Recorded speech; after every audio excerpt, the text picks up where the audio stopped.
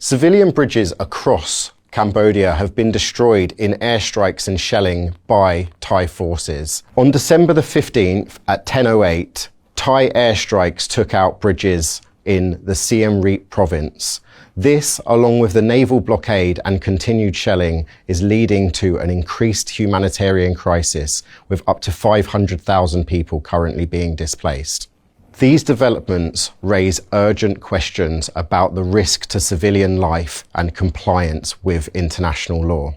The Ojik Bridge connects civilians to many of the places where they buy food, and it's a major arterial bridge allowing those in crisis to move out of the crisis zone. This is 70 kilometers into Cambodia. This is not right on the combat zone. This is a bridge that is being used by civilians to leave the area.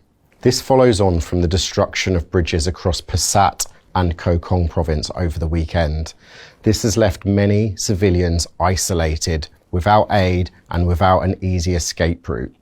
Although they do have access to further ways of getting out of these zones, this has really made it a much more difficult journey for them to get out from. Destroying civilian infrastructure has a purpose, and it is not a defensive purpose. It lays the ground for ground invasion, which is what we are facing right now. These bridges are 70 to 90 kilometers inside Cambodia and well away from active combat zones. The Fourth Geneva Convention, Article 53, states that civilian infrastructure is not to be destroyed during a conflict. This is made especially important with the fact that Thailand is dressing this as a defensive conflict. These bridges are not only arterial bridges, but they're in parallel. They're doing some of the smaller bridges that would aid civilians getting out of the combat zone. This gives Thailand a clear military advantage by not allowing Cambodian troops to redeploy to their border to protect their citizens. No evidence shows that these bridges were used for military purposes at the time that they were destroyed by the Thai military, both Navy and Air Force. These airstrikes have taken place alongside a naval blockade that was enacted on Saturday.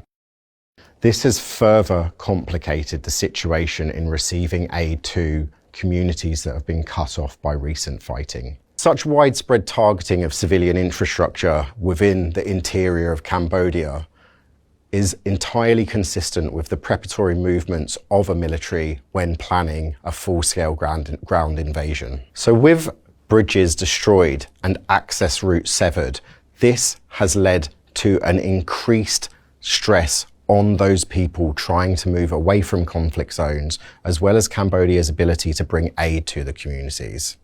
Aid organisations are facing huge delays now in serving people who are most in need in these territories. The destruction of civilian infrastructure demands scrutiny, accountability, and requires immediate humanitarian assistance and attention. In war, we all lose. Those who lose the most are always civilians. We ask the international community to send observers to help us stop this conflict as soon as we can. Cambodia does not want to extend this conflict. We are looking for peace. Please help us in any way you can by spreading this information to those who need to hear what is happening here.